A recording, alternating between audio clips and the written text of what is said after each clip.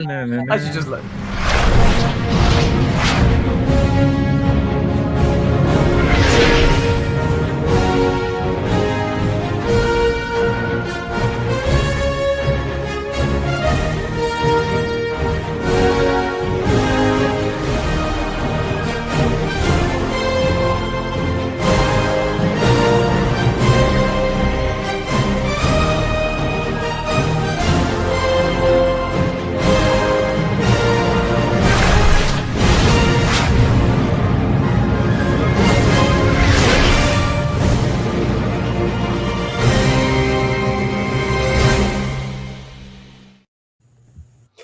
Hello, everybody, and welcome to Silverline Silver Sunday. Hey, I'm about to impress you guys before anyone's even here. So, backflip.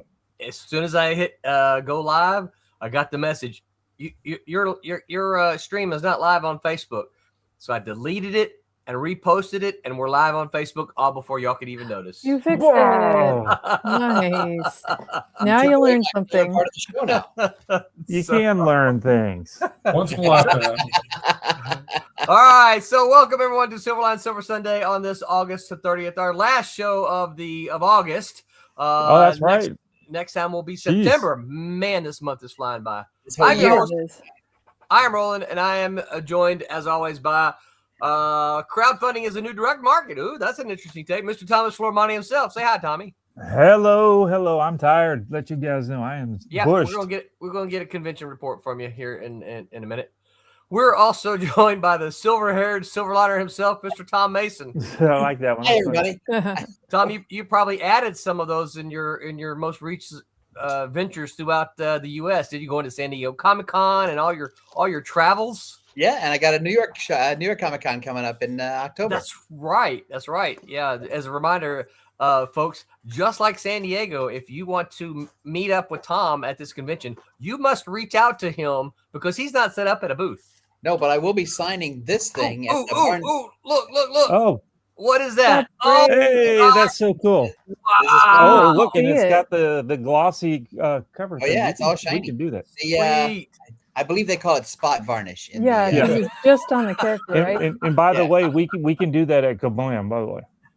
And so I'll be signing that at the Barnes & Noble booth at the New York Comic Con. Oh, Barnes & Noble booth, huh? Possibly. Yeah. Wow. I'm making a note here. Spot varnish. Well, I mean, we on the last setup we could have we didn't get it because nobody ordered it. So we didn't get it. But I mean, that's something that we might could add for the right amount. Right. Okay. All right. And we are also joined by colorist for Cat and Mouse Vipers, Miss Roberta Conroy herself. Say hi, Roberta. Hi. Roberta's, of course, joining us as always from space. Mm-hmm. I like being in space. Hey, your colors match Tommy. We need to do that right there. There you go. Uh-huh. Very nice. We're in the same dimension or something. Galaxy. And last but not least, MilitanGazette.substack.com. That man in the mask guy himself, Mr. Mike W. Belcher. Say hi, Mike. Howdy. How are you doing? I'm doing good. Good. I saw Man in the Mask number 9. Yeah. Yep. Tell us about that. It's the end of my first 3-parter. It seemed like I try to keep pushing it as far as how many parts can I do before I exhaust the reader's patience. You're putting them out on a fairly good schedule for an independent comic. Yeah. I'm trying my best to use every minute that I don't have working to work on my comic. I'm trying to discipline myself. So why you don't it answer ain't my always messages? Better man than I am. It ain't always easy. Like I said, better creator than I've been in the past. Well, 10 years. We've said that kind of before, right? Is that, all these people who talk about, I want to do this, I want to do that, but they never do anything, or they're always saying, well, I got this, I got that, it's always an excuse. Right. When the truth is, right, Mike, if you really want to do something, you'll find time to do it. You'll find the time to do it. You'll figure it out. You'll figure it out. And that was one of the things, when I switched fully to digital, doing even pencils and breakdowns and everything, that was one of the reasons that I did it was that when I'm sitting here waiting for a phone call or waiting for somebody to get back with me on an email on a piece of work, I can sit here and turn around and start, maybe inking up a panel, maybe, get some color on something, so just utilize the minutes you got in the day is really what I'm trying to, Yeah. You have to, like I said, if you want it, you can sit here and hype something to your blue in the face, but until you get the work done, you're not really getting 100%. anywhere. So well, and I've always said this since a few years ago when I saw Tommy doing some inks on a show that we were at, and because I've seen artists, including Tommy, bring ink bottles and brushes and big boxes of stuff and lug them around. But Tommy just whipped out a tablet, started inking, and just talking with him is like, hey, he's like, I can sit on the couch with Renee and we watch a TV show and I can ink while we're watching TV, But you can't really do that you can't really do that certainly easily if you're trying without making a mess. It's the beauty of the iPad. It's what? It's the beauty of the iPad. Yeah. Or whatever similar tool you're using, because you don't have to. You can fix things easier if you mess it up. Mm-hmm. Yeah, it's a good thing that Apple made that iPad so versatile that you can actually do professional work on it. And it's portable, completely portable. So Well, I think it's funny, and Tommy and I've talked about this. I think it's funny. Some people say, "Well, I can tell the difference when it's done digital and when it's done by traditional." That's not true because I've tested people. You've been around when I've tested people. You tested me. You're like, Roland, which one did I do these on paper? Which one did I do this digital? I'm like, you can't tell. No, not well. Not it. All depends on. I can tell if it's it's full size. How about that? On, if it's full size. Hold on, though, Roberta. You are specially qualified, right? Though. Yeah, right, so because you're zooming, but it's like a printed something or another. No, you can't tell from printed. But also though, Roberta, you are highly qualified. Yeah, right? You are skilled. You have those skills, certain skills. I would say the overwhelming majority of people can't. They're looking at it. They can't tell. No, and they don't care. They right? Really, no. Oh, some people care because they've given me hell about it. Some people. But we call those people idiots. Yeah, we do. And I didn't even have to push the sound.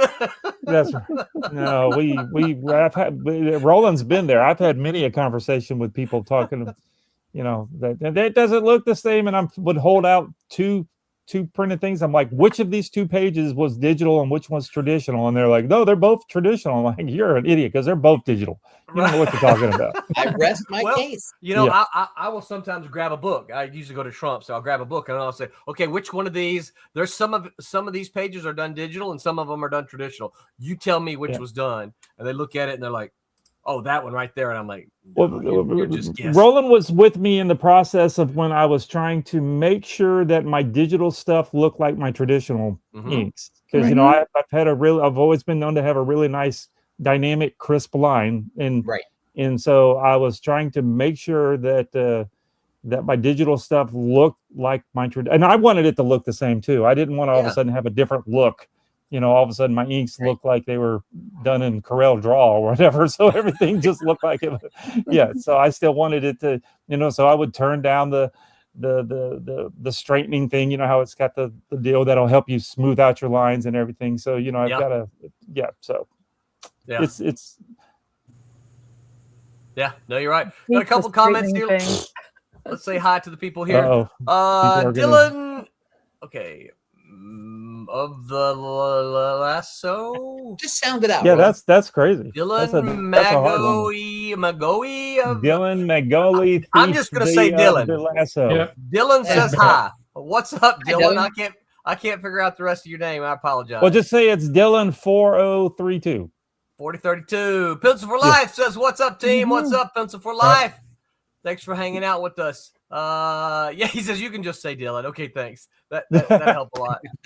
Show Lloyd the money, says the recliner is a great place to make comics on a table. Lloyd. Yeah, I'm guessing that's Lloyd. Yeah.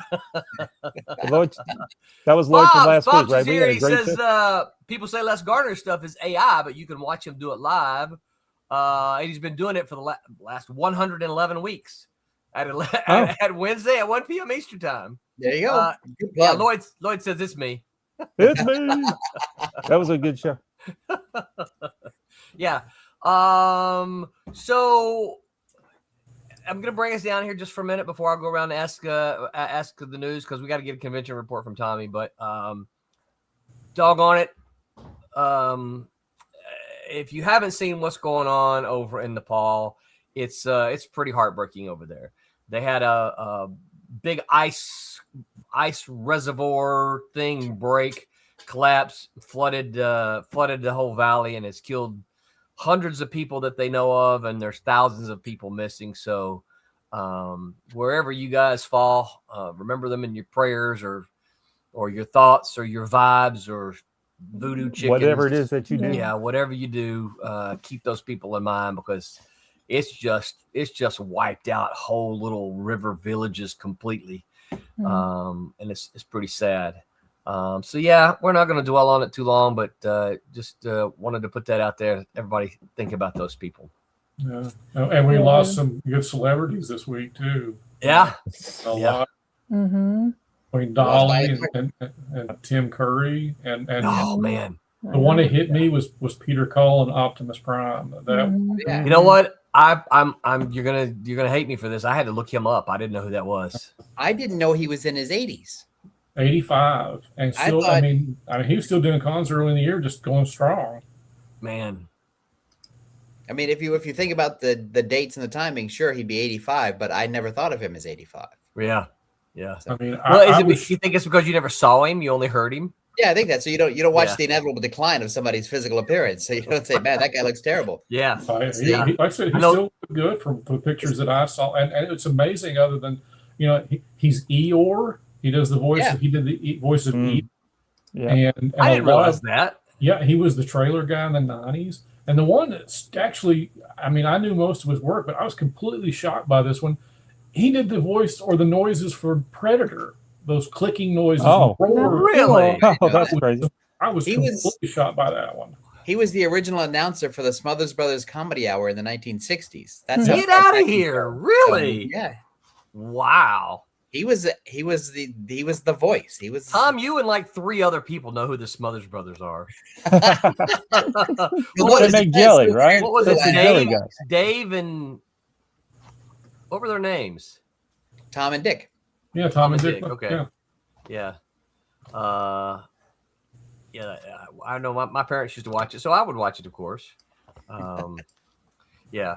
Agent Cub says, "What's going on?" Hey, Agent, I can't believe you made it here at the start of the show. I know, it's unbelievable. Yeah. Did somebody lie to him and tell him the show was ending? Yeah. Thanks everybody for watching. Like and subscribe. Lloyd the Money says, "I remember seeing Peter Cullen on Sonny and Cher in the early 70s, and he was a regular." There you go. Yeah. He was an actor. Lloyd says he's with Tom. Yep. And Mom liked Dick the best. See? Smothers Brothers. Agent Cub's like, what? Google him. He's a generation beyond. He's not. Yeah. Go to the tube of you and look up Smothers Brothers and watch. YouTube University, where you learn everything. Yeah, that's right. Hey, I got to know the Smothers Brothers from the Love Boat, so you got to have education of the 70s and the 80s here. You got to know where to get these guys at. I watch. I don't know about you guys. When I'm working, I have the TV on constantly, so I got old TV showing up everywhere. Well, Tom, I think I told you not too long ago. I'm on season 3 of Hogan's Heroes. Oh, I always love Hogan's Heroes. I know nothing. They never escape. They never escape. Although it's funny because in the episode that I just watched, it starts off and Hogan is in London. Oh, yeah. Yeah, they would always come back. Well, that's their job. They pulled him to London to give him an assignment. Right, which is hours away by an old-fashioned airplane flight. Yeah. Nobody knows. What's interesting about Hogan's Heroes is, I think it's only the first season, is that the woman who plays T'Pring in Amok Time, Mm-hmm. the first Star Trek episode. She plays. She has a recurring role as a spy. She's in like 7 or 8 episodes. Oh, okay. Yeah, and I noticed they also changed. The secretary's name. I forget her name at the moment. Oh yeah, they brought in a new lookalike one. Yeah. She looked very similar, but I got to look at her. I'm like, that's not the same girl. Right. You know, Hogan always has to stop and kiss her. Right. Helga? Not Helga. No, Hilda. Hilda. Yeah. Is it Hilda? I don't remember. Come on. I think Chad, help us out. What's her name? I think Hogan. I think the actor Hogan, Bob Crane. I think he married one of them. Really? I didn't know that. I think so. How's that for Hogan's Heroes trivia, kids? Yeah, no kidding. It's funny because, you know, when you do something like this, the internet knows, right? And a meme popped up on my Facebook last week sometime, and I didn't know this time. You probably already knew this, but apparently General Burkhalter, Klink, Schultz, as well as LeBeau, these guys were all Jewish guys. You know, and of course, there's 3 of the Germans were Jewish guys playing this, and that I just found that incredibly interesting. But you know, they were making fun of the Germans. So, well, you know, Werner Klemperer played Klink. He made a point. I don't take this role unless you make Klink a complete buffoon. Oh, you know, he has to be a complete idiot. I don't want to glamorize anybody of the Nazi party. I want him to be a complete buffoon. That was his conditions. And Werner Klemperer was, I think his father was a famous musician. Oh, really? I didn't know that. Okay. Yeah. So. Yeah. And of course, we all know Richard Dawson went on to do Family Feud for forever. He kissed like 1,000,000 women. I know. Oh yeah. He's like, if Hogan can kiss them all, I can too. Watch. He's actually great in that role. I really like to see him work. Actually, the whole ensemble of actors is really good in Hogan. Yeah. No, I think so too. Because they have, if you're assembling a team of superheroes or an ensemble team, that's who you want. Look at shows like Hogan's Heroes, and because you've got the idiot Larry Hovis, you have the French guy, you have the con man who's Richard Dawson, and you have the tech guy Kinch, who handles all the radio and technical stuff, and each one has a role. Yep. And Hogan is he's the Kirk, right? He's the womanizer. He gets all the girls. Well, yes. It was kind of cool because they treated it like they weren't in prison or anything. This was their job to help people get in and out and move them along and all that kind of stuff. Yeah. And it's a workplace comedy, it's like an office comedy. Yeah, it was. I liked all the secret stuff, of course. You know, sneaking. I always had dreams about it'd be cool to have a secret thing under my bed and I crawl through the ground and have a whole kind of I always thought that was cool. I wondered what you were doing last time I went to Kablam. You were digging under your desk. Yeah, I was digging under there. I was trying to make an escape. I'm almost there. Yeah, I've got a whole underground bunker and all that kind of stuff. I've got an escape hatch under the water tower. Shoot, yeah. You see, I got a pool down there and everything. Yeah. Big old screen. So, Tommy, you went to this weekend. You did Daytona Beach Comic Con. Tell us about it. I did. Yes, I was at the Daytona comic book, but don't tell anybody because it's in Daytona or Deltona. Is that it's not actually in Daytona. Just recently bought from a what? It wasn't in DeLand, I guess. Well, it's that same area, right? Yeah. So it's not in Daytona, but they keep calling it the Daytona Comic Book Show. No, it was a good show. It was really busy yesterday. Today, of course, Saturday was usually busier than the Sundays, but I still did pretty good today too. But I sold just a whole boatload of my little kid hero, was it upside down? There we go. These things. Oh man, there we go. Now you can see. Don't move, Thomas. There you go. You can kind of see. So these kind of things. Yeah. And then I did a whole bunch of commissions. I did like 5. It was crazy. Once I started coloring these things instead of just leaving them black and white, because you can ask Roland at the shows, I never wanted to color anything at a show because I didn't want to bring all the supplies around with me. Right. And Stephen Butler and Jose and stuff were like, you got to start coloring your stuff. You're leaving money on the table, basically. People love the there you go. That's Jose posted a picture. I was sitting next to him. I was over. Yeah, there's Haley. Mm-hmm. Yeah. So it was Jose, Haley, and myself. And, there's Tommy. Yeah, there I am back there working. I was working hard. Well, I was just the whole time drawing. But yeah, no, it went pretty good. Saturday was really busy. So, I don't know. We talked I think the last convention you and I were at, we were talking about maybe maybe look at that, $10. Who in the world had that for $10? Wow. Oh, that's my funny. gosh. Is that that's double probably issue? over at Tom's table? No. That's issue number 8. That was, yeah, that's my all-time favorite cover of the series. Yeah. Cool. Wow. But no, I guess Jose took that picture. So it was Jose. I didn't take any pictures. But no, it was good. It went really well. We all did well. We all were pretty much on the board. That's what we all call when we're tabling at a show, and whoever makes the first dollar, we're like, oh, I got him on the board. Ha ha, I won. That kind of thing. And yeah, no, it went really, really. I was quite happy. So I did good. Made some money for the cruise coming up. Woohoo! That's right. Hey, when is your cruise? But I do have some news. Hey, wait! You haven't asked off for the stream yet. I'm just not going to show up. No, I'll send you a picture. I'll send you another cruise, a cruise video like I did last time. Where are you cruising from? That down in Miami is where the boat leaves out of. There's 2 ports here where all the Disney stuff, the Disney boats go. One's Fort Lauderdale and one's Fort Lauderdale. You just go around the Caribbean? Yes, yeah, it'll be down there. Actually, the one we're doing this time is going to Cozumel, Mexico, all that kind of thing. Cool. But still stopping at one of it. Yeah. Does Disney have gambling on the boat? Do what? Does Disney have gambling on their boats? I know a lot of cruises have casinos. They do. Most of them do. Yeah, that's one reason why people don't like doing the Disney ones, because there's no gambling. And I don't like. I lived in Biloxi, Mississippi, where there's gambling. I have yet. This is what I've always told everybody. I have yet made enough money that I just want to burn it up and throw it away. I agree. Yeah, I don't. As Tom would say, and we don't want to say any dirty words on here. I don't make the FU money. You know what I'm saying? So I can't just throw. I don't make enough money to throw away money.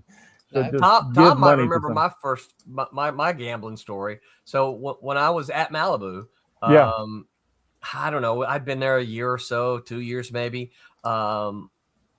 BJ and I said, "Hey, we're here. Let's go over." Everybody kind of talks about going to Las Vegas, so we went for a weekend or a couple of days, something like that. I don't remember. We said, "Let's go over to Las Vegas and do the Las Vegas thing." So before we went, now you got to keep in mind this was early '90s, but we set a budget. We said, "Okay, we got $250. This is what we're going to spend. Once this is gone, it's gone, right?"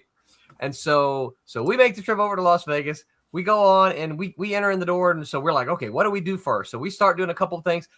20 minutes later, we lost $200. Yeah. I looked at BJ and I said, "Are you having fun?" She goes, "Not really. Are you?" I'm like, "Not really. Let's go do something else." So in the I don't even remember what someone listening might know, but at the bottom of this casino, they had this huge arcade. I'm talking just games everywhere. And so we swapped in, I don't know, $20 for quarters, and we played there for hours. We had more fun doing that than we did gambling. Yeah. We would go down to in like 20 minutes. That was not fun at all. Yeah. When they opened up all the casinos in Biloxi and Gulfport, we'd go down there. The Gregory's, Barry and Jennifer and I would, and Renee, of course. We would go all the time, and Barry and Jennifer we'd go to the buffets and stuff because the buffets were cheap. Those are good, really good stuff. Yeah, and Barry and Jennifer liked to go all the time, but they would play the nickel slots, and so we would all drive together. And it's like 4 hours later, they're still playing the same $10, and I'm like, I'm so bored.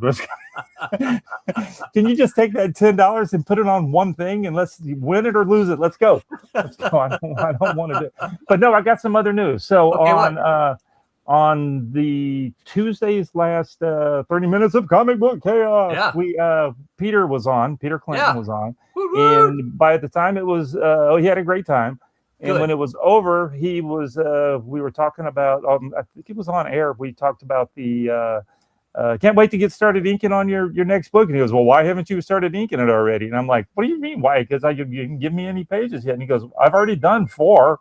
And I'm like, "Well, where are they?" And he goes, maybe I didn't turn them in. I'm like, okay, we'll turn them in so I can get started on them. That's a perfect comic book creator story. Yeah. But he said that he was going to, he said here this next month, he was going to start jamming on it and hopefully have it done in the next month or two. So we'll have that third and last issue done pretty shortly. I would think. That's exciting. Yeah. Very, very cool. So I was excited about that. Yeah. He was like, well, you got 4. I'm like, no, I don't. What are you talking about? Because I can be inking in the background while we're talking on the show. Yeah. If I had something to work on. I'm gonna look. I'm gonna peek in the Dropbox and see if it's there. Did he put him in the Dropbox? I'm looking. Yeah. So the way that, just for everybody to notice, so when all the Silverline stuff, Roland has set up like a group Dropbox where everybody's tied into their book kind of thing. Like I've got one going, or I don't have one. Tom's got one going for that new project I'm working with him on. And whenever it's broken into like there's 3 pages in there. How many? 3 pages. One short.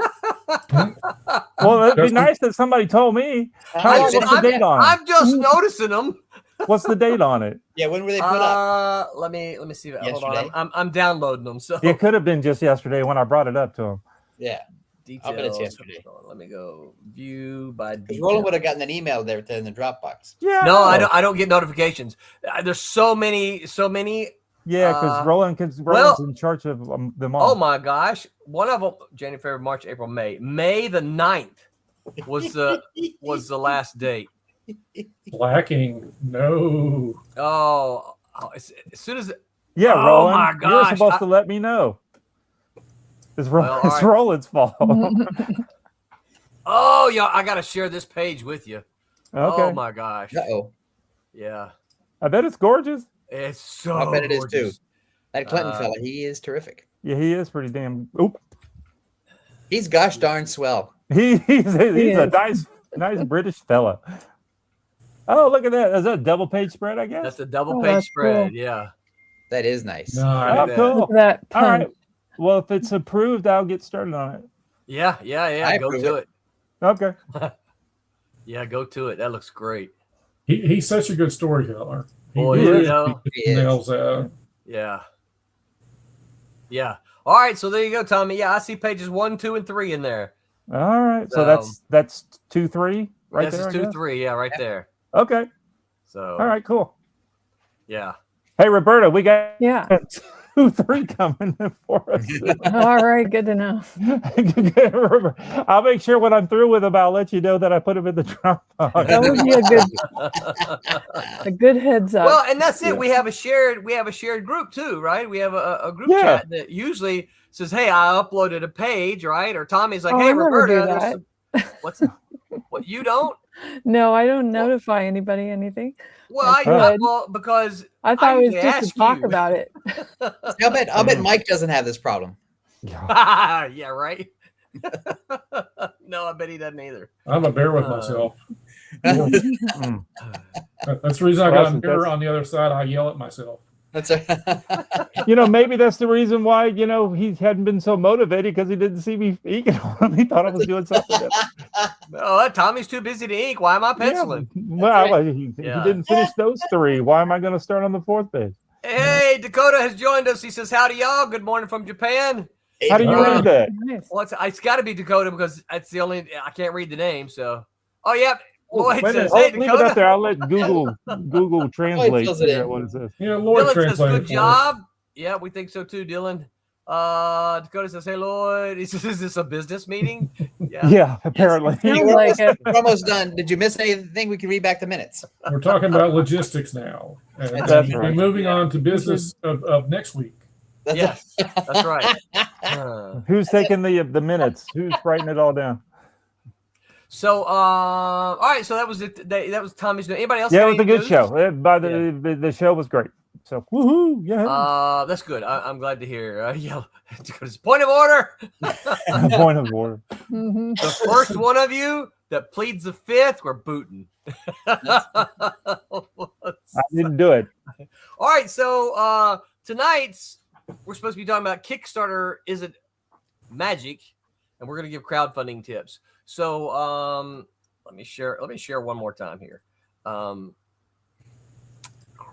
tab. There we go. So for those who are paying attention, let me see if I can.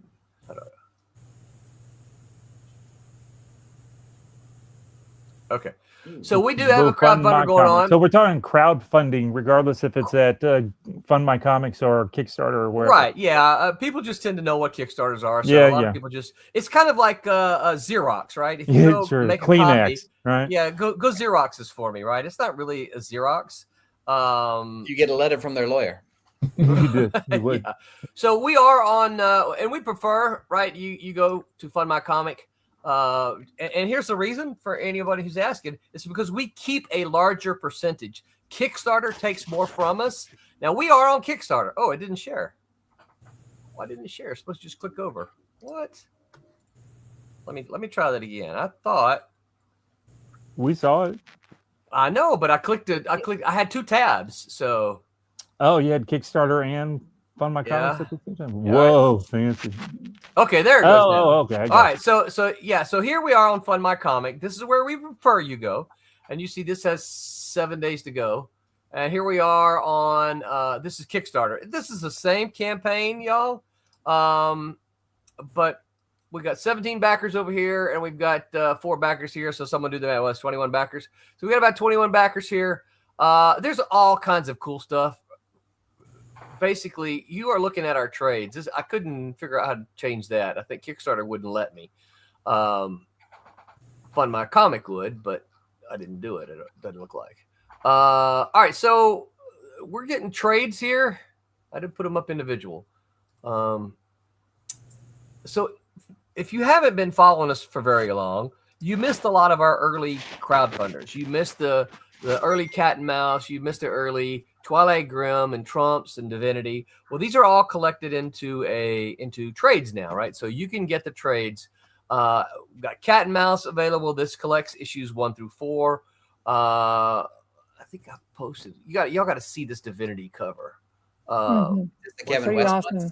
Oh yeah, and it's big too. Here we go. Oh. Right, read more. Look at that. That is just. That looks so good. Beautiful. Who did the coloring?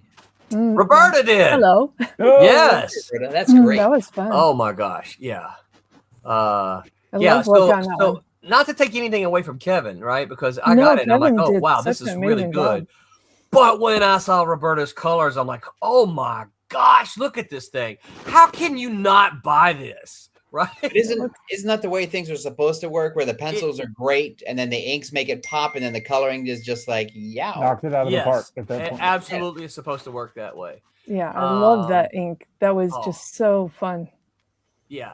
You did a great job too, Roberta. Thank you. Just fantastic. So this is the collection of Divinity 1 through 4. And we've also got Friar Rush. We haven't got that cover in and up yet. I expect to have it in the next day or 2. And then we have the Teen Beetle cover. This is the cover. This is collecting issues 1 through 3, which is the entire story, right? You get the whole story. Teen Beetle 1 through 3. You get all the teens and all the Beatles. All the teens and all the Beatles. Who did that cover? That is Is it Dell?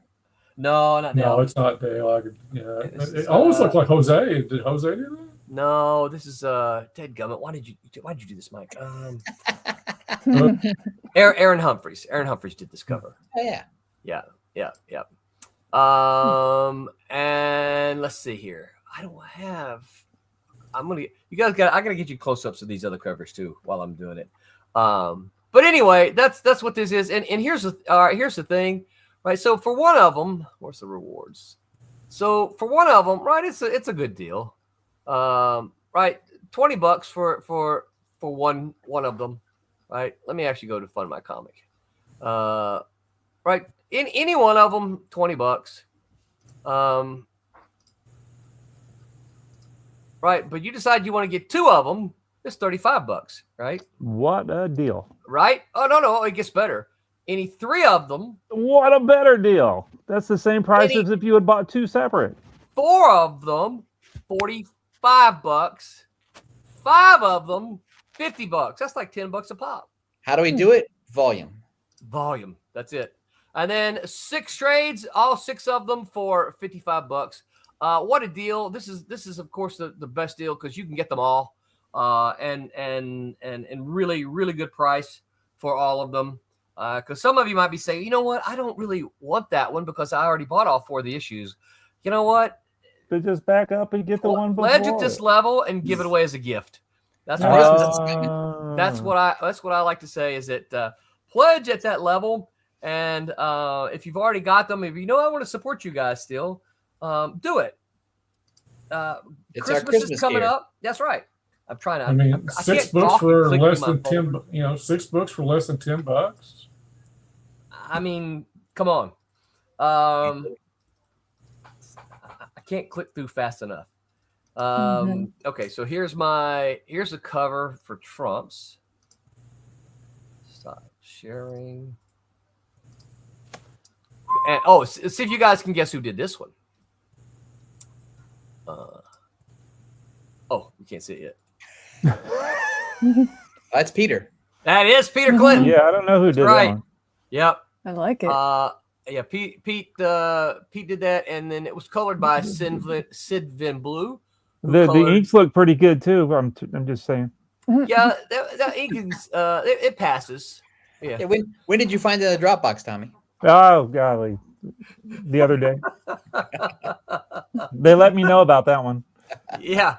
Let's see here. What's the other one I didn't get to share yet? Twilight Graham. Let me show you the Twilight Graham one. And this should. Who colored that one, Roland? This Sid Van Blue. Okay, so she colored all 4 issues, didn't she? Yes, she sure did. Yeah. I mean, all of everything, including that's cool. Yeah. And then here's the cover for Twilight Graham. That's done Rob. Rob Davis. Yep. So Mickey colored it. And Mickey colored it. Yep, sure did. Nice. So yeah, there's those of you who here we got some comments here. I switched over from the Meg. Thanks, I appreciate that. Hopefully when you say you switched over, you're on the Silverline channel. Don't forget, hey Tom, whoa, Tom, what do you have to tell people? Hey, don't forget, you got to like and subscribe, kids. That's right. That's the only way. That's the only way I get a raise is if you hit the like button and then you subscribe. That's right. And Dylan says that's a great cover. I love colors. Yeah. I think that Kevin West is going somewhere. I think he's going to be a star one day. I think he will be. Yeah. So I show these to promote our crowdfunders, of course. You guys get over there and back them. Silverline Comics, crowdfunder.com. But also, it isn't magic, right? It's these are crowdfunding tips. So Tommy, I'm gonna put you on the spot since first thing you said was your thing says crowdfunding is the new direct market. Explain. I feel that getting stuff in the stores is still, a comic shop is still is a goal. It's a good goal. There's nothing wrong with doing it. But I think the direct market means directly into the hands of the buyer now. And I think that's through like Kickstarter, that kinds of stuff, crowdfunding. So I think that, to me, that has taken the place of the new definition of direct market means directly to the consumer in skipping the store. That's what I meant by it. Can I add to that? I'd like to add to that. Go first. Please. I think that because most stores order to the pull list, they don't take chances on new stuff. That one of the ways that you can only find new stuff, if you're not going to shows, one of the ways that you can only find new stuff is by trolling through or scrolling through Kickstarter or the other crowdfunding sites and just see what everybody else is doing. Yeah. Yeah, I've mentioned it many times. I'm good buddies with a guy that owns a shop in Biloxi, Mississippi, Scott Hoverman, the 3 Alarm Comics guy. Yep. And his big shop supporter is of indie comics. Yeah, for the most part, but he's still you'll go and he'll have a few, but he's still heavily with Marvel, DC, Image books, some Dark Horse stuff, some of the Dynamite stuff, the rent payers. Some of the and he's doing really well. His shop, he's he's got cash coming in. The people are still buying books, but they're buying those books. Are you suggesting he is absolutely doing well? That's true.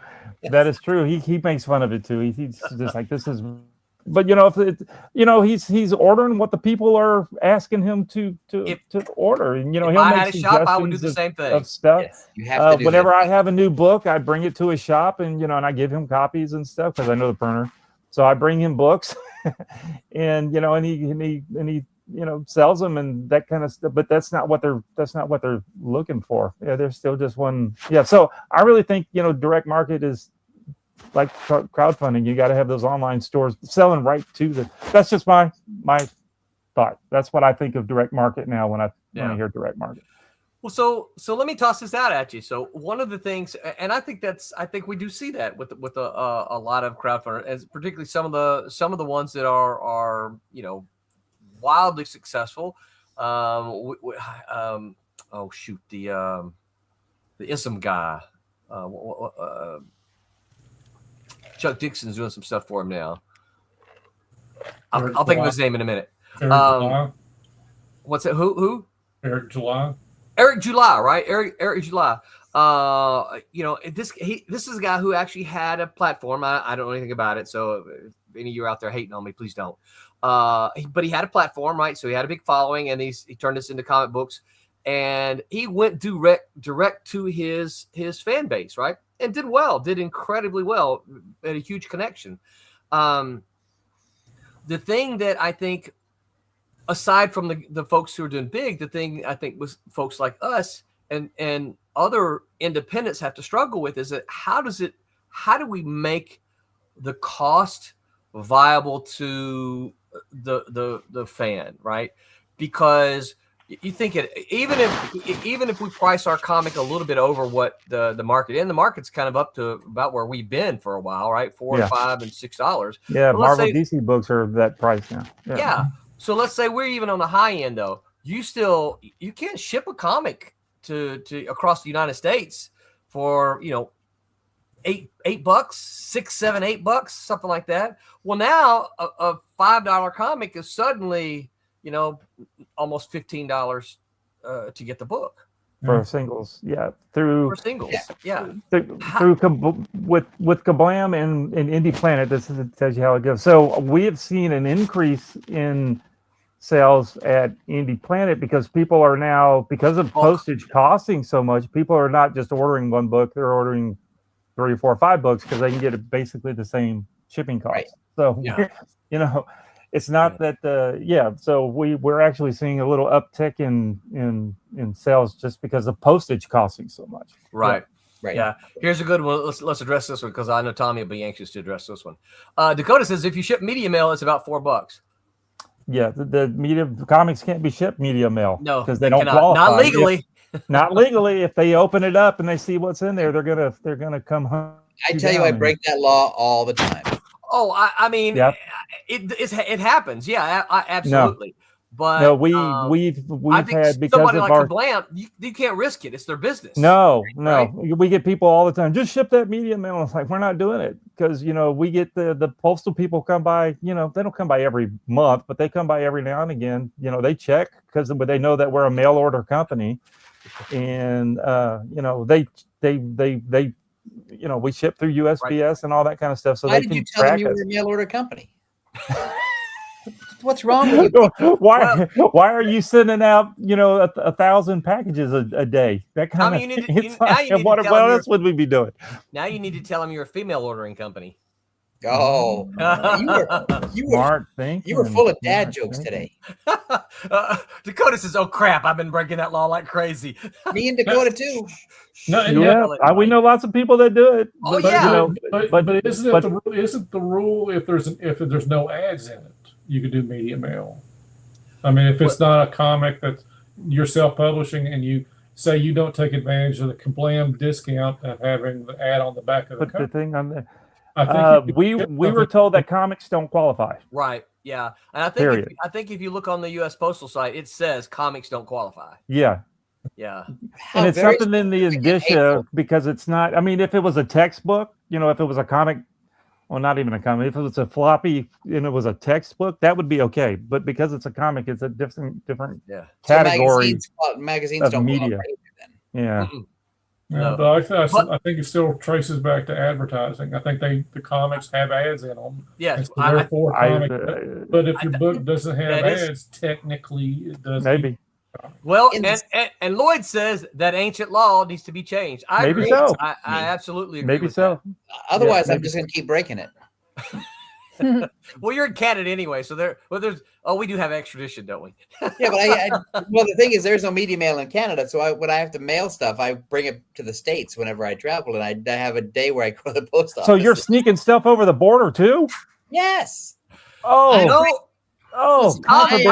I'm thinking of a new business model for Tom. I'm an exceptional human being, and laws don't apply. Tom, you got to be careful too, because there's some books that can't go back and forth to Canada and the U.S. I don't carry those kind of books. As far as you know, if there is any legal, you should see there's some books that we can't ship to Germany and stuff like that. There's certain. This is weird, very weird. Some of the stuff that we can and can't do. If there's any legal person, I don't know these people. That's right. I have not. Where am I? Mike is on parole. I don't know. It's a comic book. All right, hold on. Listen to this one here. Dylan says, I think local comic shops could advertise Kickstarters and other crowdfundings to their customers to get people interested. Let's talk about that. They do not like they would do that. Kickstarter. No. Could you bypass the comic book store? In my experience, the overwhelming majority of comic shops do not like crowdfunders. No. Now, we've been very fortunate. If you've watched our show any length of time, you know that the Coliseum of Comics in Orlando, Florida, is a backer, is a supporter, because they Silverline. love you. Well, that may be have something to do with it. But they support our crowdfunders, and we give them a discount, right? We give them a retailer's discount, and we put their logo. I don't have any of them because they all go to them, right? But we put their logo on it, and they sell them at their shop. Yeah, so absolutely. But in my experience in reaching out to retailers, because I've reached out to a whole bunch of them especially when we first started. I don't reach out to too many of them anymore because after you reach out to them, when you see this so many times, you're kind of like, okay, I'm not gonna. I'm on my 10th one. And you told me no 9 times. I'm not gonna tell you about my next one. They're all on our email list, and so they still get it. I just don't reach out to them individual. One of the retailers told me, and you guys chime in. One of the retailers told me, he goes, I don't support crowdfunders like this I don't support crowdfunded books because it bypasses my customer base. Now, I tried to tell the guy, well, look, I want to participate with your customer base. I want to give you these books at a discount so that you can sell to your customers. That's just so silly because these books weren't available through your regular distribution things anyway. Yeah. So it's not like, I hear that all the time. Sick and tired of hearing the same silliness. Yeah. Any thoughts about any of that? Yeah. Well, the thing about retailers, I mean, it's the same interest they have in any indie comic. It's the fact is it doesn't pay the bills, and so when you get to crowdfunding, there's any excuses they give about crowdfunding. It's really still an excuse about indie comics. I can't. Yeah, I think it's just. Yeah. I think Mike's right. I think it's just an excuse to say I don't want to deal with it because you don't pay my bills. That's probably what it is. Yeah. And I think they've come up with this sort of universal thing of I hate crowdfunding books because, it's just easier than it is to argue that you don't pay my bills.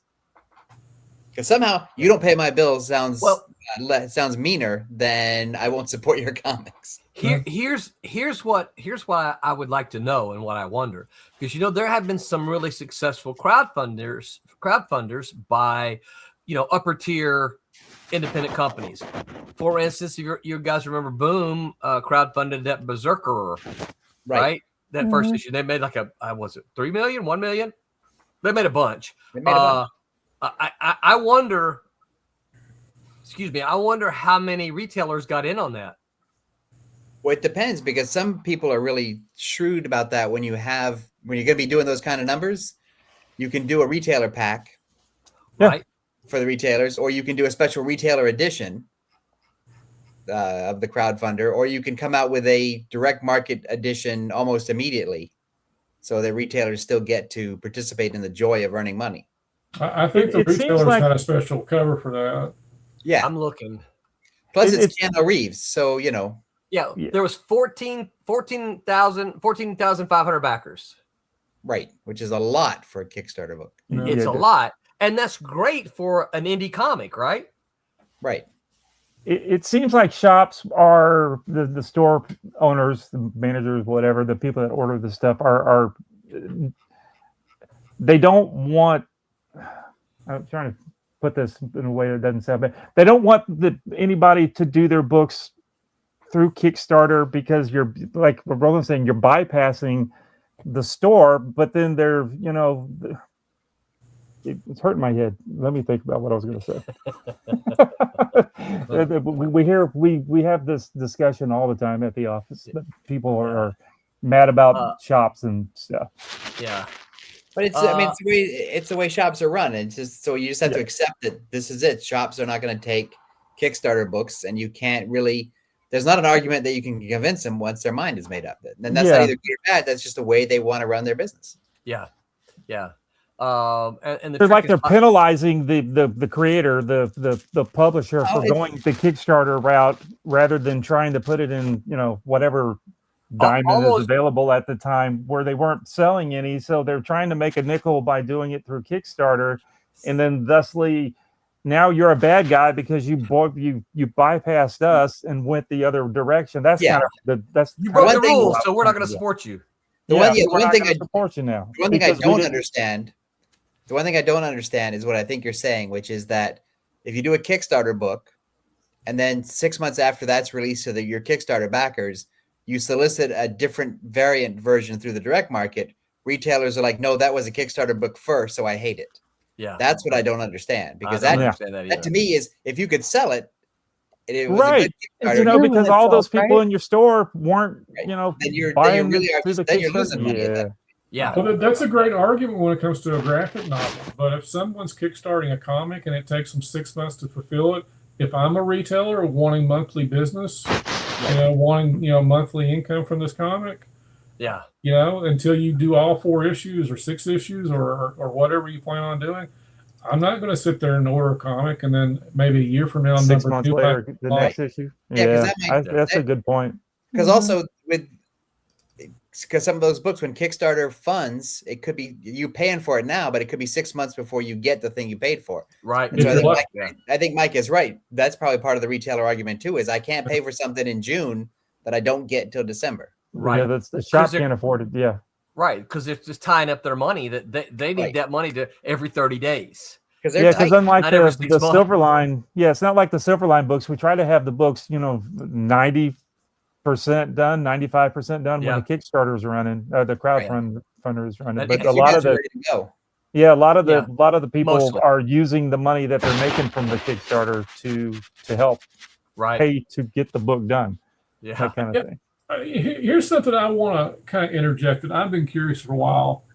Do you think the people that do crowdfunding, as far as sponsor crowdfunding, do you think they almost, people like Silverline that actually deliver on a pretty, regular basis, they're so used to books that are spaced out or not done? Do you think that crowdfunders think, well, I don't really need to support them because they've already got the book done, or they've already got that's something I've kind of noticed, that, when you look at people say, the risk and reward there at the bottom, hey, the book is done. And then you look at, how much they got. It's like they barely get their quote. It's like, like there's no struggle there. Like people who invest in crowdfunding, like they don't need the backing because the book is done already. Right. You're not helping out the creator. So it'd be better to say that, I need 10 grand so I can pay everybody to get this book done, and then all of a sudden it comes out next week. Right. Yeah. It's funds. It's like those Christmas appeals where they have people with diseases that you should give money to at Christmas. Mike, you may be on something. That might be true. Yeah. I don't know. This is something I've been curious about for a while, because again, crowdfunding is supposed to be like struggle. I'm trying to fulfill my dream. But then you have people using it for distribution. And do you think the crowdfunders, almost the people who sponsor, who do regular? Well, it's a testable hypothesis. Yeah. Mike cracked the case. It is. Well, so here's a question. Here's another question that goes along with that, and somehow we're a little bit off topic, but we're kind of on topic. No, that's part of it. So Kickstarter's been around for a long, long time now, right? Right. So who knows when Kickstarter started? If there was only a device that you could 1947, right after the war. 1947. Dang, it's been around for a while. Kickstarter officially launched in April of 2009. Okay. Nice. Oh, really? I thought it was. Here's a good one though. Drums of the Serpent, who is actually Dakota on his computer, because it's easier to type, isn't it, Dakota?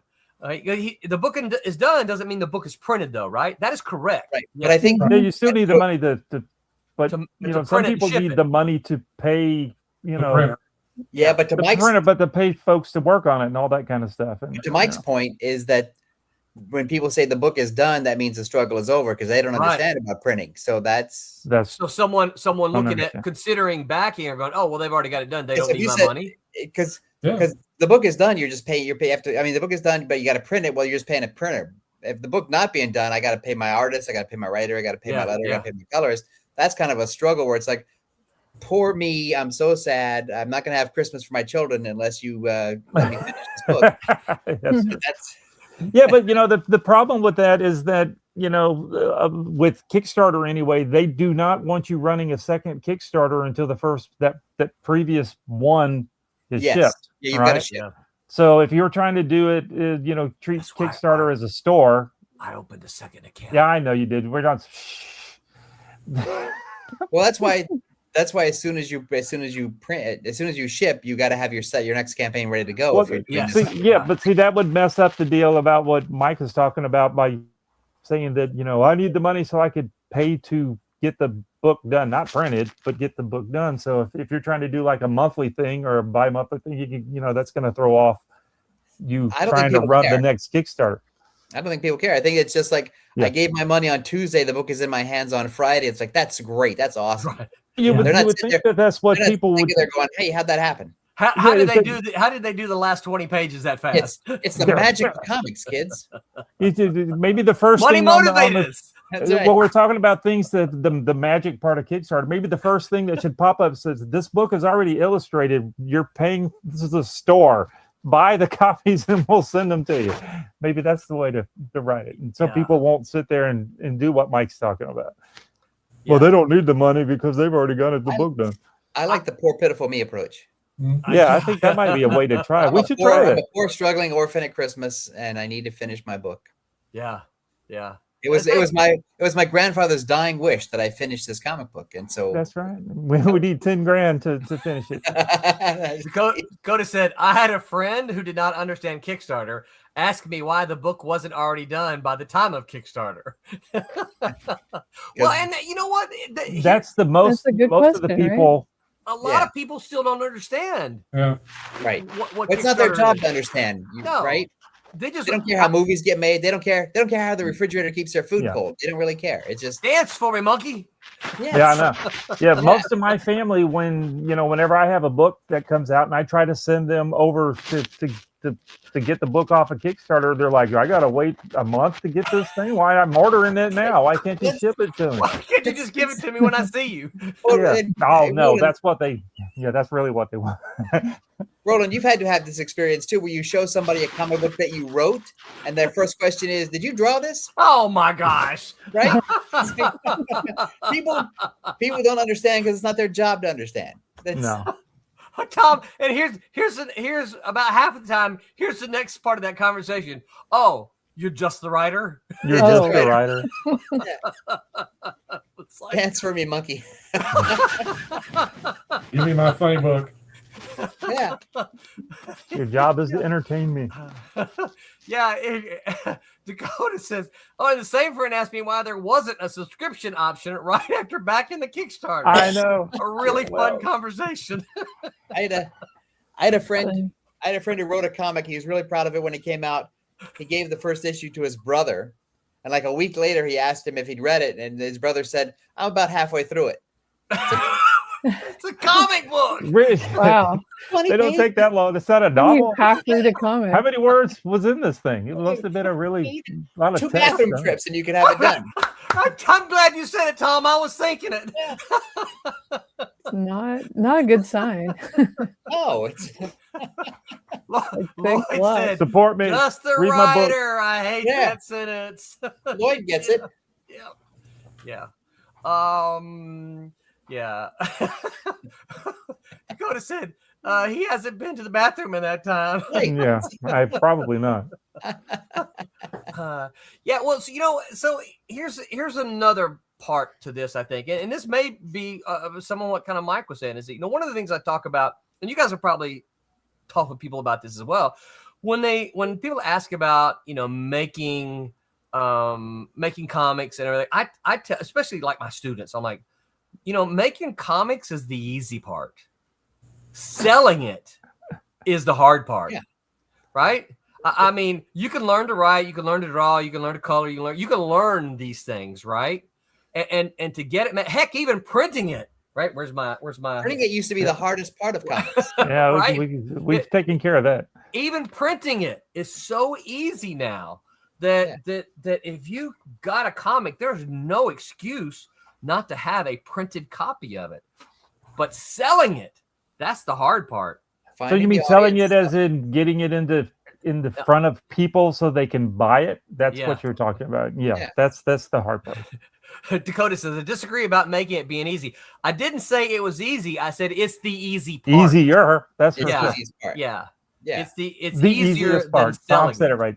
Yes. Right. It's not the easiest. The thing about making a comic is it's not as frustrating as having made a comic and not selling it. Yeah. Yeah. Like if you've made be proud that you made a comic. It's hard work to put it together, and then you get it printed, and then there's like 0 buyers and no way to find a buyer. Yeah, that to me all is the ways to get it in front of people is just not right. It's because really you're bad right now. It's not only is it super hard, but you're blocked at certain points where you just can't. Okay, the comic book direct market retail store, that's off limits to me because of 1,000 different reasons. Yep. Because I can't get distribution, so that's off to me. I can't really afford to do the big shows, so that's off to me. Yep. I can do mail order, but I got to set up a website and I got to build a clientele, so that's time consuming. It's like it's really hard. It is. Dylan says, I've backed maybe 10 Kickstarters, and I'm lucky that most of them had completely finished their project. Same. So this kind of begs the question here is, if you're backing, how do you know what's safe to back?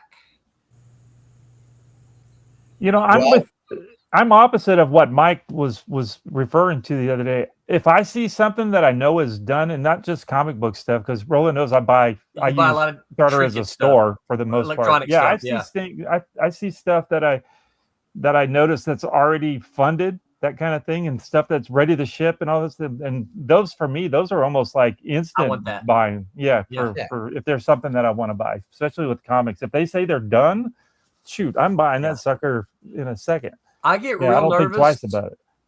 I get real nervous when there's a creator I don't know. And listen, we can talk about creators we know, but when there's a creator I don't know, and they say, here are 2 pages of my 40-page graphic novel. I need $10,000 to make this happen. And I'm like, if you get your $10,000, are you going to make it happen? I'm concerned about that. Well, I'll back it because I know he's not going to get $10,000, so my money is safe. Tom feels good about it. So you did it. So I don't know.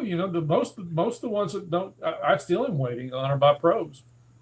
I'll be honest with you. I've got 2 or 3 that I invested in, and they're by professionals. That's what I was going to say. I've backed a couple by professionals, and they haven't been delivered either. Oh. Well, that's frustrating. We talked to Jimmy Palmiotti like 8 months ago, and he was saying that. And Jimmy's one of the guys who puts it out. Like his stuff comes out like clockwork.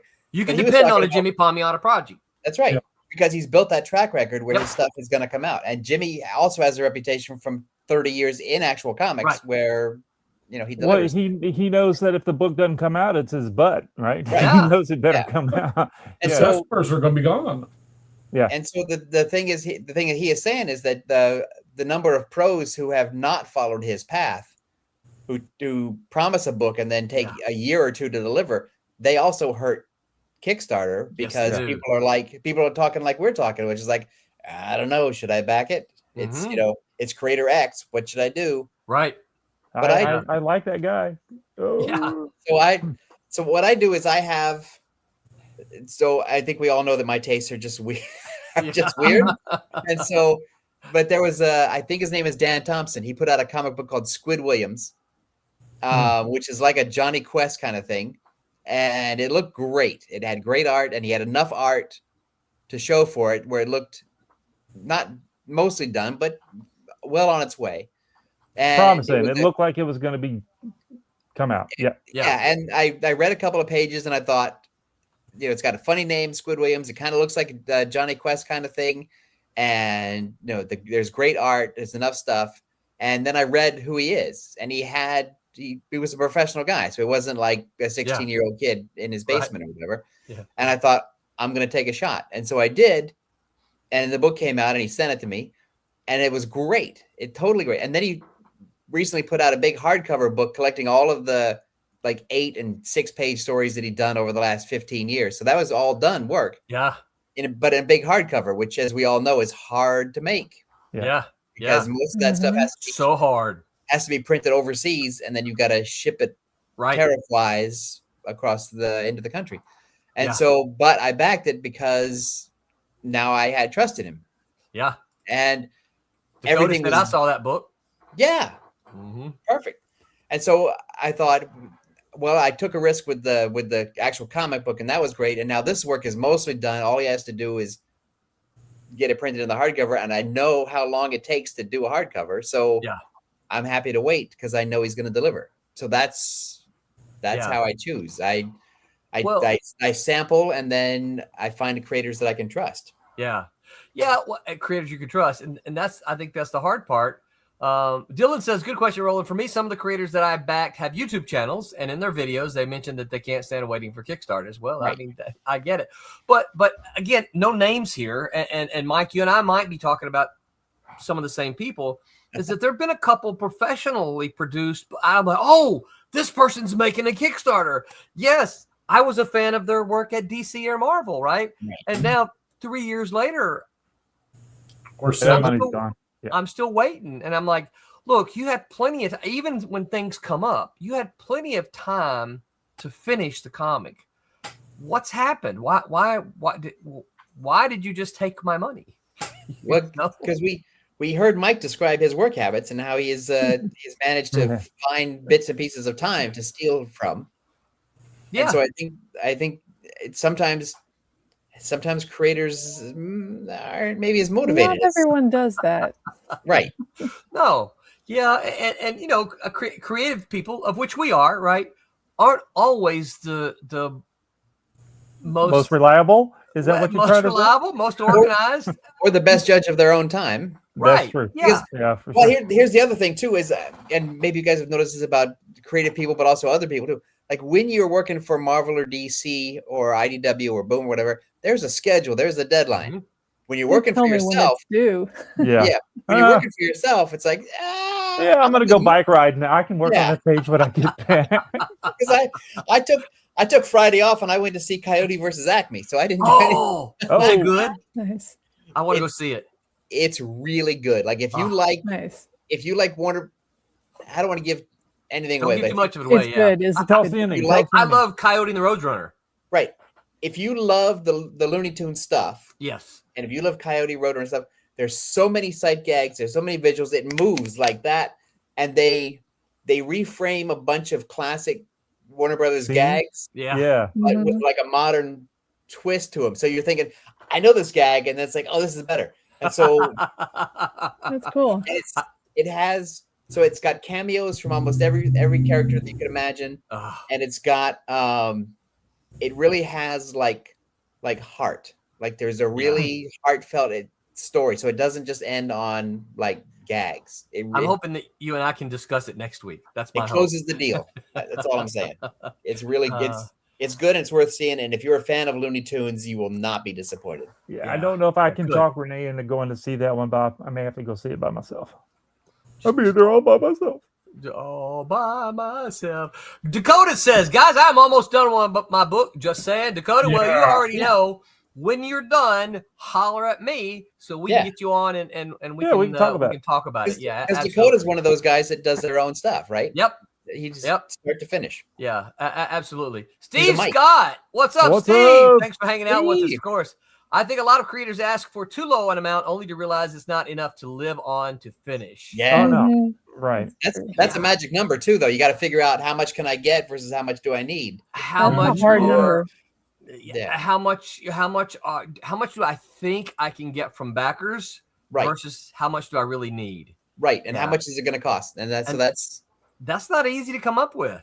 No. And still pay for the printing and the shipping and all that. Yeah, printing and shipping. And there are all kinds of help aids and suggestions, and here's how you calculate, here's how you do all this stuff, right? But these things are all just, here's how I did mine, right? Right.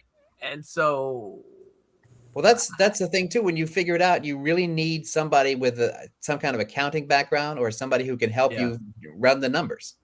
Well, so let's ask you guys, right, and Steve, right? So he says creators ask for too low an amount only to realize it's not enough to live on to finish.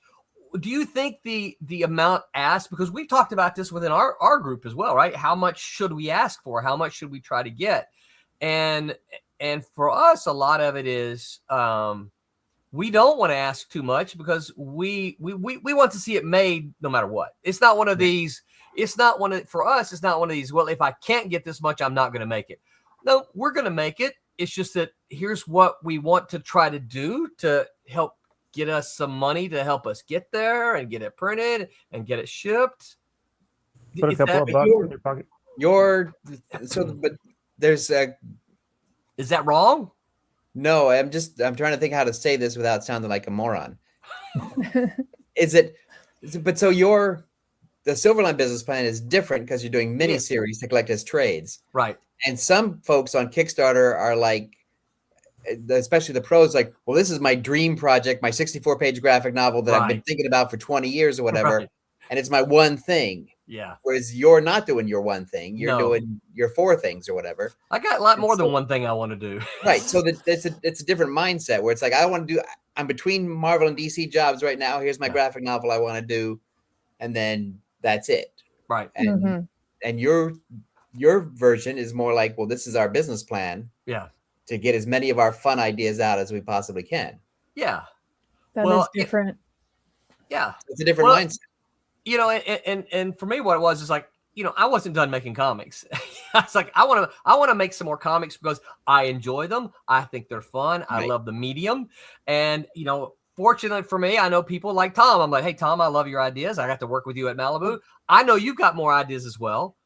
Because I don't have, and this is me being the bad creator. I don't just have that one idea I want to do before I die. I have like 500 ideas I want to do before I die, and I got to pare it down to like 3. I got folders upon folders in my drawer here that you can't see, you know? And then, of course, the other point, you know, we were talking about comics, and then someone like Roberto says, I have a full-time job, but I miss making comics. Right. I drop Roberto an email, goes, you're like, I miss making comics. But then I look at a guy like Mike who is driven by a singular vision for his one comic, and I think, man, I don't know if I could pare myself down to one idea. So I really respect a creator who can just like, this is me. This is what I want to do. This is my thing. And, you know, bang, zoom. Right. Where I like, by issue 4, it's like, I want to do another idea. Right. It's like, I got another idea. Yeah, but I think that's my attention deficit problem. I don't think that's more to pivot to. Yeah. Yeah. Let's see here. Several comments here. Let me, I don't want to skip anybody. Certainly, Dakota says, I hear that the Kickstarter community seems to be the most reliable market for Kickstarter. All right, Dakota, I'm sorry. I got to laugh at this one, man. I hear that the Kickstarter community seems to be the most reliable market for Kickstarter projects. That would make sense. It does make sense. As in other, as opposed to other platforms? Right. Yeah. I guess so. Maybe or that's a viable way to sell books. Maybe that's what the comment meant. David A. Scooterez. David, good to see you here. Appreciate you joining us. Always good to see you. He goes, I'm back based on the prior reputation of the creatives or if I personally know the person. Okay. That's a good question. Now, David, no names, but any of these creatives that you back because of their reputation, have they ever not delivered? And if so, what were your feelings about that? Again, no names. We're not trying to call people out. This is not a call-out show. Well, a lot of the pros they do like what Steve was talking about as far as they're trying to factor in how long would this take me if I was to draw for DC or Marvel. Yes. Yeah, and they're trying to make a living, a complete how long living. am I going to have to do that's got to sell a lot of books. And then they obviously find out, because like I said, the one I'm waiting on, I'm not going to name, and I'm not going to name the creator. I'm waiting 7 years for it. It's coming. It's coming. It's coming. And when they talked about it, when they were actively selling it, they made a point. The reason we're asking for as much as we're asking for is to allow both of us to have a living while we're creating this book. Right. Yeah. Now, what happened? Oh, we got freelance offers while we were doing it, so we couldn't pass those up. Right. Oh, we had conventions we couldn't pass up because that's our livelihood too. It's like, okay, here's a crowdfunding tip for everybody out there. When you ask me for money and in the sales pitch, you're saying, I need this much money to be able to do this job. Well, guess what? I'm the client. Yeah. I'm not trying to be uppity about this, but I'm the client. Everybody who funded your book is the client. So therefore, when you're, saying, well, this was just a little Kickstarter thing I did on the side, I need to take this because I may not get this opportunity again. Yeah. I'm a freelancer. If I owe somebody work, I'm going to do that before I do anybody else's work, no matter what opportunity I have. So there's a crowdfunding tip for all you guys that are looking to crowdfund. Yeah. When you ask for money from us, we're your client. You need to perform for us first. I can understand sickness. I can understand problems. Yep. But but be honest. But also realize, giving the excuse I took other work isn't an excuse. It's those excuses, and then knowing the money was spent. Yes. On living and didn't go towards getting the thing done. In this particular instance, at 7 years, that money is gone. We all know that. Right. And they're still going to have to print this. Yep. Well, no, it's not going to, because I'm not. I don't think it's changed anything, because Kickstarter doesn't guarantee that any of these things that have been backed are going to be done. There's no matter what, a comic book or if I buy a new little hard drive for my new camera or whatever the thing is, this is money that you're just giving to the person in hopes that they may come through with whatever it is that you're crowdfunding. It doesn't mean so that part, when I call it a store, it's not a store. It's you're giving them money and go, well, okay, maybe I'll get that book. Maybe I won't. It's a trust. I believe in you, kind of thing. It's the ultimate I don't trust. think that's changed. I think when you check out, it says that on there. Doesn't it say on the? No yes, it does. Yeah. It does. There is no guarantee that you're going to get whatever it is that's part of the thing. Yeah. Because we know, I know we're not supposed to say names, so I'm not going to say it, but we know a guy who does Crowdfunders, their trades, their original graphic novels, and he has a high ask, but he also has a really good reputation in comics for being able to deliver. Yeah. And he's been doing comics for like 30 years, and he builds it out to where he's calculated so that everybody gets their page rate. Yeah. Yeah. And so that's because when I ran into him at San Diego, I asked him how it was going, and he said, well, my inker's going to get his page rate. Yeah. I'm going to get my page rate. And then whatever comes out over that basically that's like profit that would be split by everybody based on their page rate, and would give them some comfortable stuff for the next couple of months. But it's all based on calculating their DC Marvel page rate. So he's figuring out what it's going to cost. We can always say the good people's names. Yeah. So he's figuring out what it's going to cost. He's figured out what it's going to cost to print this book, and then he adds. So say it's $5 to print the book. He figures out how much per page it's going to cost for everybody, and that's what he sets as the goal. Yes. Right. And because most of the time, most of the Kickstarter stuff, all the crowdfunders, you're paying the shipping after the fact kind of a thing. Right. It's not, some of them are baked in, but most of the time, as you've noticed, it's the after thing. Yeah, you go through and essentially the kickbacker or whatever it's called, those things, and then that's where you pay for the shipping. Yeah. So the shipping doesn't come out of that money that you originally, that $20 that you, you put in. And I don't like those because it's like, oh wait, this is extra money. Right. This is tax on me. All of a sudden, then you pay for shipping. But he also sells because he also draws it and he writes it, and his partner inks it.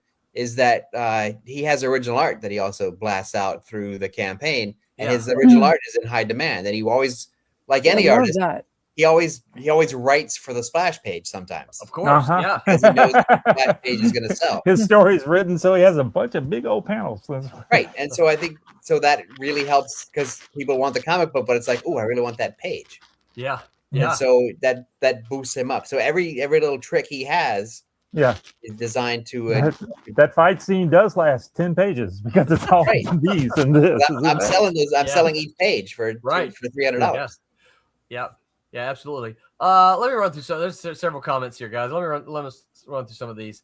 Dylan wants to go see Coyote Roadrunner. I forget the name of it. Acme. Coyote versus Acme. There you go. Do it. Dakota says it's a customer service, plain and simple, and not delivering or maintaining proper communication and transparency. Then you destroy the trust a customer is putting in your product. Yeah, also you got to talk to people. But that also hurts the entire Kickstarter business model. It does. Absolutely. Because these big guys, right? No names. These big guys who bring new people to Kickstarter. They're like, oh, famous artist A is doing a Kickstarter. I'm going to go fund one. And then they don't get it. Well, they're going to say, well, I'm not going to back any other Kickstarters, even though somebody like us has run 40 and delivered all 40 of them on time. We lose that potential backer. Which is funny because I've backed a couple of Kickstarters that failed. Yep. And I don't look at that as a Kickstarter problem. No. Like, I don't. That's like saying I went to a movie that was bad, so now I'm not going to see any more movies. At Regal. Yeah, I'm blaming Regal. Right. It's like no. These Kickstarters. When a Kickstarter fails and I don't get my book, I blame the creators. Yeah. And then I don't trust them anymore. Right. That's the punishment for whatever that means. Yes. But I don't lose faith in Kickstarter. No. I understand because I've clicked that stupid box. I understand that my $20 I'm is throwing gone. the money out. Yeah. And I'm upset about it, but I'm not going to blame the Kickstarter people. They didn't do anything. Yeah. I got suckered. Steve Scott says, my goal is to hopefully have a gig, get good royalties, allowing residuals to draw my own. So many comics I want to make too. Yeah, that's it. Right there. And then he goes, not that royalties can happen much these days. Oh, but also, I think that I understand the desire to, like, if you work for Marvel or DC and then you suddenly there's no work and you want to do a Kickstarter to fill in that gap or whatever, and then you abandon it because Marvel and DC called and you're back freelancing again. It's like, well, that's fine, I guess. However, you need a fish for you. Yeah. However, making your own comic of your own thing is a better career path long term than just working for Marvel and DC, because they'll cut you out. They'll drop you like a hot potato. Yes. Whereas a thing that you create and own, you created and owned that. That's right. Yeah. Well, and here's the other way I like to think of it too, right? So back in the 90s, right? I was writing before Malibu hired me as an editor, I was writing for Malibu. I was submitting to Marvel and DC. I'm sure that not a surprise to Tom. Right? What? Wouldn't have been. I know. But had DC offered me any assignment, I wouldn't have stopped writing for Tom because I still had an agreement with Tom. I had to honor that agreement with Tom. But you own this. You own most of the stuff that you were writing for me. This is true. Yeah. So it's. You're only hurting yourself by not finishing it. Yeah, right. Exactly. Lloyd says, I have too many ideas. That's why I do an anthology. Yeah. Lloyd's a busy man. Well, also an anthology is a great way to sort of test out an idea. It is. Yeah. I know anthologies are like, they're hard to sell basically, yes, especially in the direct market. But an anthology is a great way to just like sample a whole bunch of stuff. It is. Yeah. we may have to talk to Lloyd about some of those. those things. David A. Scudero says, I'm about 80% success rate, but I also forget what I backed and am pleasantly surprised. Whoa, yes. Me too. Me too. It's like when you forget. Oh, yeah. I forgot this thing. It's finally coming out.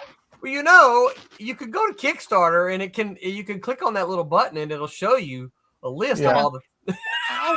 I did that the other day. There's all these dog toy things that I bought for Gabby, and none of them shipped. I bet there's $100 worth of junk that I bought that's never going to ship. So here's just a common theme for tonight. Steve Scott says Mike is right again. Very, very common theme. Rob Davis says Mike's got the right idea. Yeah, Mike's always right. But the thing about what's up, Rob Davis? By the way, Mike understands how the business works. And Mike understands customer service. And Mike is also building an audience through a separate thing that ties into his comics, but is not comics. Like you can follow Mike for free at his Substack. That's right. Actually, here I'm gonna pull this one up. All right. So Steve Scott says 5 watching, give a thumbs up. So I can't show you the numbers, Steve, but there are more than 5 watching. I'm watching. There's at least, I can't do math. Anybody know? There's at least 6 times that many. So yeah, you guys give a thumbs up, give us a follow, give us a like. Math. I was told there was no math. Yeah, I had you didn't see me because I was doing it off camera, right? But I was doing this right here. That's 1, 2, 3, 4, 5, 6, 30. Lloyd says Mike is like Bo. Mike knows. He does. Rob Davis says taking the weekend off for family and relaxing back in the studio Monday. Rob, you probably missed it, but we showed your Twilight Grim trade cover earlier in the show. So and it's cool. It is very cool. Dakota says hands gross. Don't hide your sausage fingers. Well, this happens every week, fellas and gal. Time has flown by. We've been here almost an hour and a half. Any final thoughts, final suggestions about Kickstarter not being magic? I think Kickstarter is fantastic because I found there's problems, sure, and stuff sometimes doesn't happen or whatever, but I found some stuff that I was never going to find otherwise. Yeah. And I found creators that are new that I never heard of that made great stuff. And so for me, that's the risk is worth that reward. So I mean, you got folks like Brian Polito doing all of his not chaos. I was going to say chaos. The coffin comics.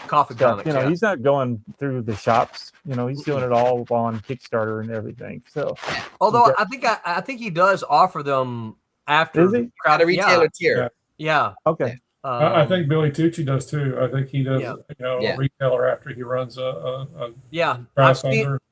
It's been a while, but I haven't seen the Diamond catalog in more than a year.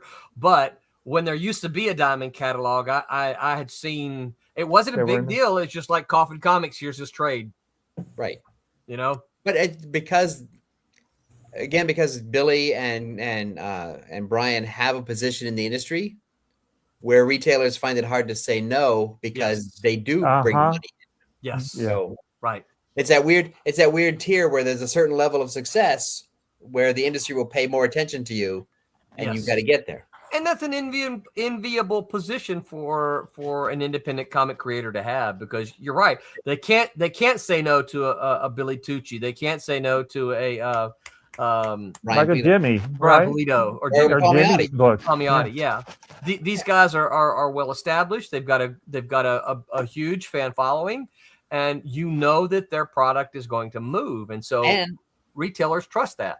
And I would add that Jimmy and Brian and Billy have done a great job of networking the industry people. So so retailers, distributors, people who would help comics get into the marketplace, they work the refs. Yeah, absolutely. Yeah. How about this? Dylan, don't go yet. Dylan says, this was my first show. I had fun. I'm surprised that it's almost been an hour and a half. We are too, always. Thank you for watching. Have a good night. I'll see you next time. Dylan, every Sunday night at 8 p.m. when we're here, we're talking comics, and it pretty much goes like this all the time. Love to have you join us on the regular. Are there other shows? I'm not there yet. Yeah, if someone was interested in this show, Roland, is there something else they could follow it up with? Yeah, what else could they do? That's what they be doing. Maybe on a Tuesday. If they're Roland's like, Thomas, shut up! I've got a little schedule over here. I'm writing this. I'm going down the bullet. Anybody have any appearances or shows we're going to do this weekend before I get there, Tommy? Anything upcoming for the week? No. You and I got 2 more at the end of next month, but other than that, yeah, I don't. My next one's not until September. Tom, when is New York Comic Con? October 8th, 9th, 10th, and 11th. Okay, so you're in the beautiful city of New York. And the Marvel book comes out when?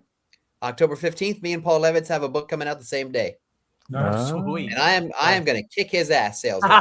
there you go. You show him. Yeah, and you're going to be on a shared panel with him too in New York, right? He's going to be moderating a panel that I'm on talking about. We're talking about our respective books. Stuart Moore is going to be on the panel. And, cool. Jim Zub and a couple other people. Show your book again, Tom. Yeah. I swapped emails with Jim Zub back before he became Jim Zub. Yeah. So cool. Right notice the spot varnish. That's spot varnish. Look October 15th. But by the way, everyone, that book is available for pre-order on Amazon. Yes, it is. So also at my parents' house. Make sure you go pre-order it so that they get lots of orders so they'll ask Tom to do second volume. That's right. Well, I've got a second idea ready to pitch. So there you go. I need success. That's the way it works, right? Yes. Be ready. Okay, Tommy. On Tuesday, finally, that Silverline show on Tuesday, the game talks about how comics appeal to fans and creators and why they have lasted so long. Why do people like comics? This is on Tuesday at 11 p.m. on all the channels that you see here. All the Silverline channels. Like that. That's right. On Wednesday, they call it suspension of disbelief for a reason. The Wednesday Whammers are going to talk about real science versus comic book science. That is Wednesday at 9 p.m. Don't miss that. Next week, we've got some big news for everyone here next week. So everyone here, be sure and tune in. We'll give you the big news. But we're also going to be talking about comics media and how it's changed. For those of you old enough, you could probably remember magazines like Wizard. Wizard, Comic Buyer's Guide, Comics Journal, right? What do we have today? Comics media and how it's changed. That is next week, of course, at 8 p.m. on Sunday. Last chance for any news for anybody. I'm out. Taste it. Until next time, remember to make mine Silverline. Good night, everybody. Hi, I'm Chris Ulm. I'm the former editor-in-chief of Malibu Comics. Make mine Silverline.